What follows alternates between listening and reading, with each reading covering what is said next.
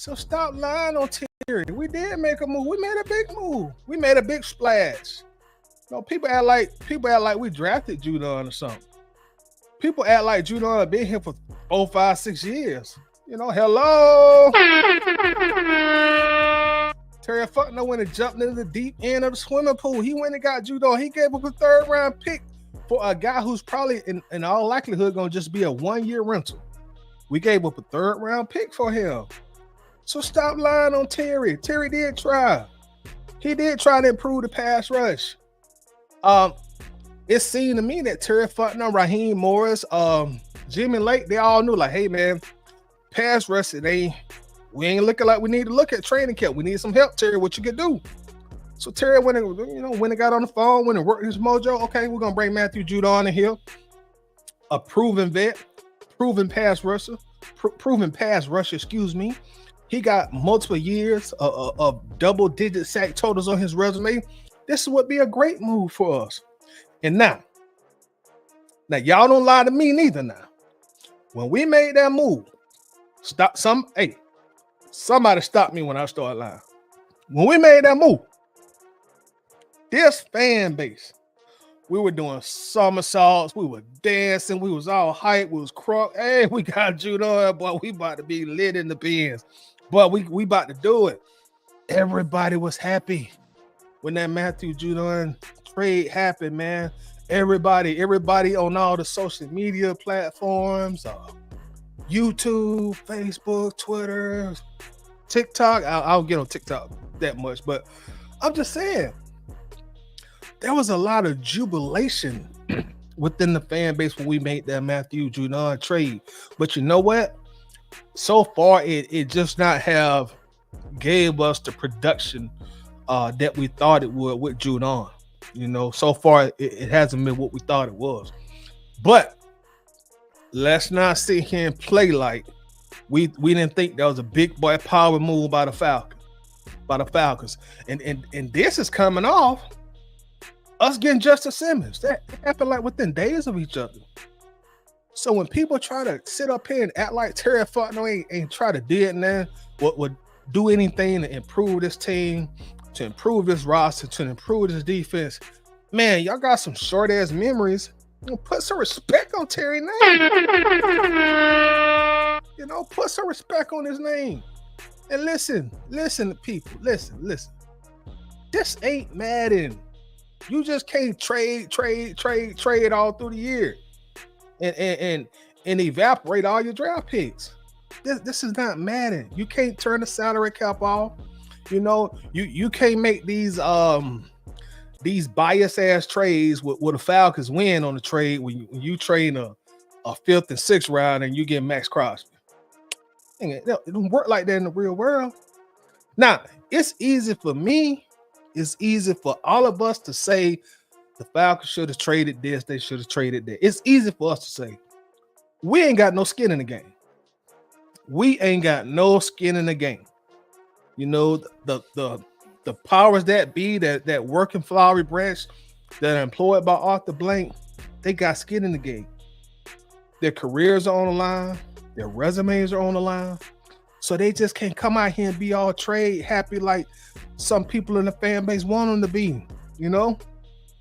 Every time a trade happened yesterday, like clockwork, people are, oh man, look, we couldn't do that. The Falcons couldn't do that. Why we didn't do that? The Falcons couldn't do that. Why we didn't do it? The Falcons couldn't do that. One, we only got 4 draft picks going into this year, right? As of this broadcast, we only got 4 draft picks in 2025. So we ain't got a lot to mess with and play with. We ain't got 4 draft picks for one. For two, I don't think a lot of fans realize in a trade, man, there are a lot of moving parts involved in a trade. You know, sometimes team A will just call team B and say, hey, you want to trade this guy for this pick or this other guy? Yeah, let's make it happen. Sometimes it is that simple. But a lot of times there are a lot of moving parts in the trade. A lot of times these guys have preferred destinations that they want to go to. That's why over 95% of the players in the NFL have agents. You know, agents come into play on this also. Hey, we understand that we're gonna be a salary cap casualty next year. We understand that part. My guy would prefer to go to Minnesota or Green Bay or Cleveland or Vegas. He likes Vegas. He has family in Vegas, so if we can make one of those destinations happen, that'd be good for me and my client. A la Devontae Adams, Matt Ryan, the list goes on and on and on and on. So that's some of the moving parts in these trades, man. People don't understand that players do sometimes, a good bit of times, they have some input on the trade, where they're going, where they're not going. So it ain't just, general managers getting on the phone, drawing, just throwing ideas and ideologies in the air and then the trade happens. There are a lot of moving parts in the trade. But two, I feel bad having to say this, but there are 31 other teams in the NFL, y'all. We're not going to get every guy that's traded. So if you see player A get traded for a 5th or 6th or 7th rounder, and you get mad at the Falcons, oh, why the Falcons couldn't do that? Because there are other teams in the league. I keep saying there's not a general manager, there's not a vice president, there's not an owner in the NFL that wants the Falcons to win a Super Bowl, but the guys that work for Arthur Blank. That's it. That's the only front office that wants the Falcons to win a Super Bowl. The rest of them could care less.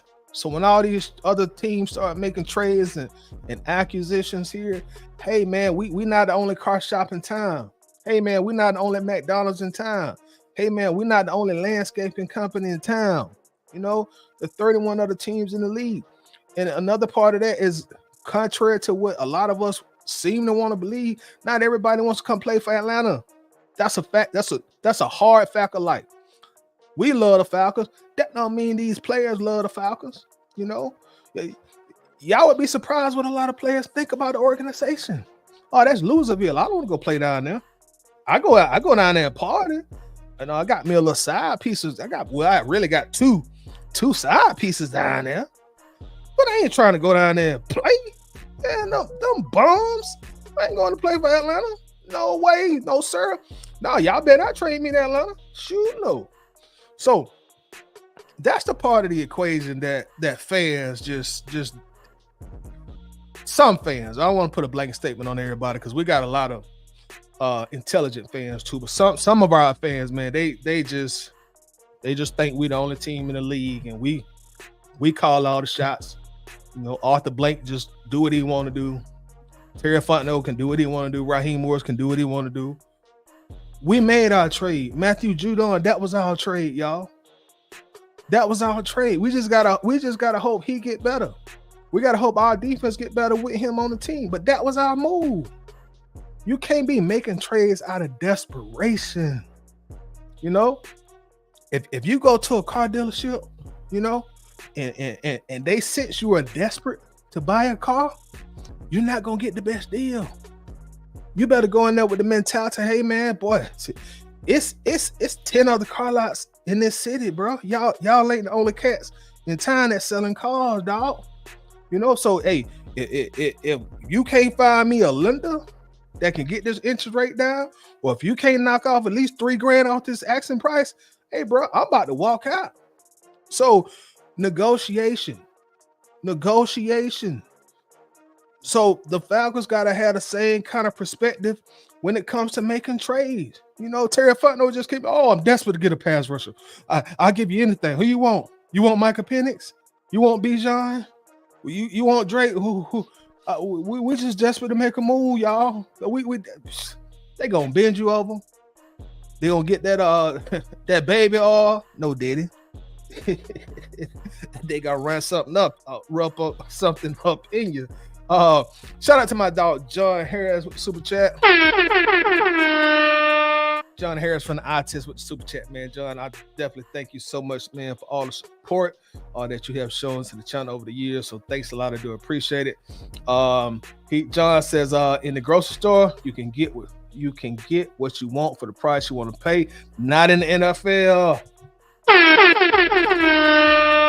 And you don't need to bust up a team on a pig and a poke. Ooh, I love that, John.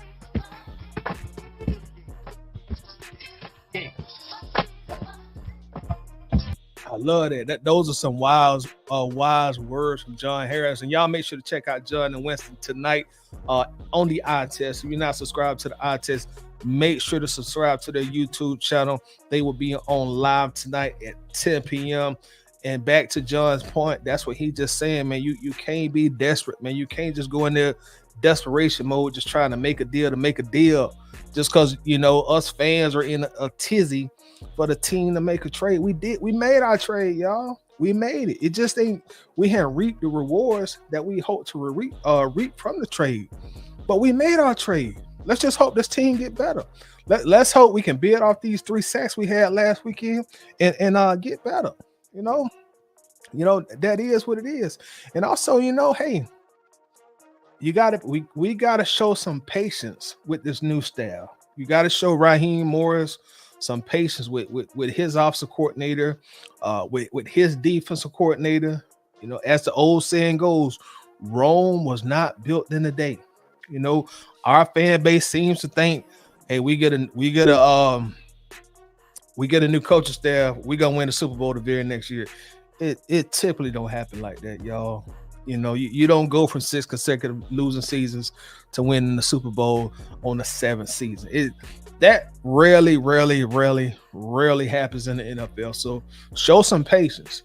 I really strongly feel like Terry Fontenot, Raheem Morris, I feel that they're confident that they can go grab somebody in the offseason, y'all. They've done a good job of bringing some quality guys in here in the offseason. Jesse Bates, for example, that's probably the best safety in the league. They went and they got him. So they feel very strongly and confident about their sales team. Terry Fontenot, Raheem Morris, his assistant coaches, and Arthur Blank being a closer. They feel like, hey, man, if we get a meeting with you, we sit you down, we feel like we can sign you in the offseason. And they call Arthur Blank the closer. Once you get to the closer, Arthur Blank gonna close that deal. Arthur Blank gonna take you to the best steakhouse in Atlanta. Arthur Blank gonna spend at least $1,000 on dinner. Hey, get what you want. Order something to take home. I done paid for this suite in the 4 Seasons. You got the presidential suite tonight. It's already paid for. And I paid for the 2 rooms surrounding you. So ain't nobody gonna bother you. So get what you want for dinner and get you something to take home. That champagne, that's on the house. All these bottles, they yours. Arthur Blank, the closer. Arthur Blank, so they feel confident they can go to the offseason and they can get some of these guys and they can keep their draft picks also. We only got 4 right now. We ain't got a lot to mess with and a lot to give away. So, hey man, let's be patient. Let's be patient and somewhat trust in the guys that are running the team. Us fans, we ran Arthur Smith out of here, rightfully so, for the very most part. So you can't come in here and you put all this pressure on the new staff in the very first year. The reason you got a new staff because your team was bad. The reason you got a new coaching staff because the team was bad last year. We were 7-10. That is classified as a bad team. So don't think a new staff gonna come in here in half a year and win a Super Bowl for you, or accumulate enough talent in 6 months to make you a Super Bowl team. So if you want Arthur Smith fired, like 8 out of 10 Falcons fans wanted him fired, okay, bro, you're gonna have to be a little patient with this new staff now. You got to give something to get something to at the same time. So hey man, like Be a little patient. I really think that Terry Fontenot and his crew, they've done a good job of building this roster. To getting us where we're at right now, sitting at 6-3 in the driver's seat in the NFC South. I saw the playoff probability chart. We have a 90% chance to make the playoffs. You'd ask any Falcons fan in April or May, hey man, midway through the season, would you take being 6-3 with a 90% chance to make the playoffs? Hell yeah. 99.9% of us would have said hell yeah. That's where we're at right now. So don't think you're gonna have a 2007 Patriots team where you got the chance to be perfect, not lose a game. So be patient with the staff. Even like the Kirk Cousins signing. When we announced we were signing Kirk Cousins, do y'all remember how many people were critical of that move? How many people in the mainstream media, some in the local media, and a good bit of our fan base were critical about the Kirk Cousins move? Y'all remember all the stuff we heard? Oh man, why you gonna sign a 36-year-old coming off a bad Achilles, a torn Achilles? Falcons so stupid. Why you sign Kirk Cousins? Oh, he old. Oh, you gave him $100 million guarantee. The Falcons so stupid. The Falcons gonna Falcon. Oh, look at the dumbass Falcons. What happened to them people? Has anybody seen that crowd of people that had all that mud to throw on our Falcons when we signed Kirk? Where are those people at? I don't see them nowhere no more. They ain't in the barbershop. They ain't at the basketball court. They must have got banned from social media. They was running rampant on social media right after we signed Kirk. They had all kind of negativity to say. They had the jokes to say. Oh man, I just saw so much mud about the Kirk Cousins signing. Where are those people at? Do they not have cell phones anymore? Did they break their laptops? Are they on punishment? What happened to? I don't see these people anymore. Now that Kirk Cousins done got in his groove, my bad, y'all should have turned my phone off. But now that Kirk Cousins done got in his groove, and look, I ain't trying to be biased. I'm just telling y'all what I see. Kirk look like right now he playing like one of the best quarterbacks in the NFL. So where are them people at? Where they at? Where are they at? And then the people who talking about how much money he makes, shoot, the way he playing, we got him at a bargain. Kirk he's not even one of the top 10 highest paid quarterbacks in the league now. That price look like a bargain. Shoot, I bet you on the slick. I can bet you this on the slick, on the low. Kirk Cousins agents in there like, boy, we could have got more money, dog. Boy, the way you playing, Kirk. Oh, we could have got more money, Kirk. But Kirk, when I was coming off that end, oh, Kirk, you balling. We could have got him. We could have got at least 3.5 million more per year. So where them people at? Where they at? I don't hear them people no more. Let this front office do their thing. Give Raheem Morris and his staff an opportunity to at least prove themselves. Give them a chance. Give them a chance. Even the Darnell Mooney son. Oh, look at the fact they done overpaid Darnell Mooney. Oh, they done gave that man $40 million over 3 years. Oh, the Falcons so stupid. Y'all done paid a number 3 receiver $13-14 million a year. Oh, these Falcons so stupid. They ain't gonna never learn. Now look at Mooney. Now look at balling. You get Mooney with a real legit quarterback, which you didn't have in Chicago. You get him a real legit quarterback. You get some talent on offense, which I will give Arthur Smith credit for. He did a great job of putting a lot of the skill position talent in place on the team. But you get him all and you get them all together, and now look, we reaping the rewards. Now it looked like we got Mooney on a deal. It look like Mooney underpaid now. You know, Mooney is ranked second in the NFL for big plays. It don't second. He's not even technically the wide receiver one on this team. That's Drake London, who's still on a rookie deal. So give Terry Fontenot, Raheem Morris, give these guys an opportunity to prove themselves. Because all the people that were complaining about the money we gave Kirk and the fact that we signed a quarterback in their mid-30s, all them guys wanted us to sign quarterbacks that lost their starting jobs now. I remember the names that were getting thrown up. Those quarterbacks were mid. They were mid quarterbacks. You know, they had their flash in the pan years. Now what that happened to them? They just another guy. You know, just another guy. So you imagine that we would have signed one of those type of quarterbacks, man, we'd be losing right now.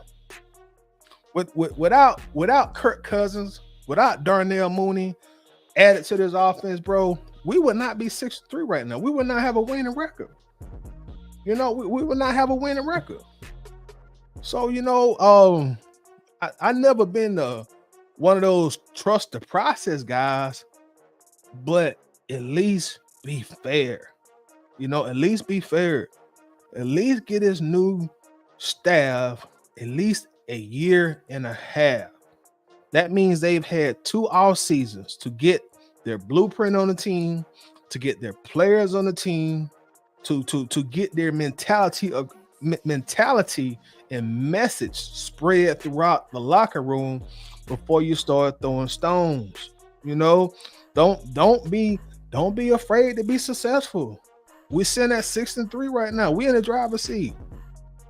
You know, hey, once you get in the playoffs, you got just as good chances as any other team to win it. That has been proven throughout history. Once you get in that tournament, you got just as good an opportunity or a chance as any other team.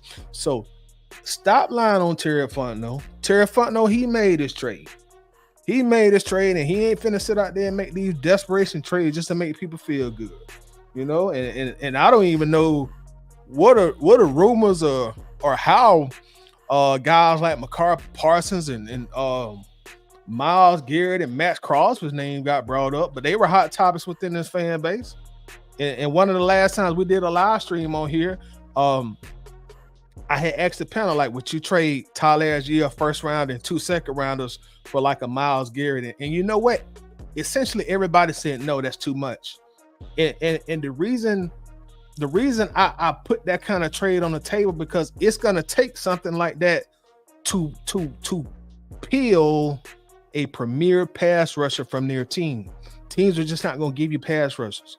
That goes back to me saying nobody's trying to help the Falcons win a Super Bowl. They don't care about us. Only people care about us is us. Only people care about us is us, the guys in Flowery Branch, our players, our fan base.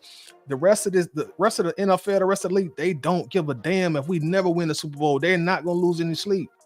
So nobody's finna give you a Myles Garrett or Max Crosby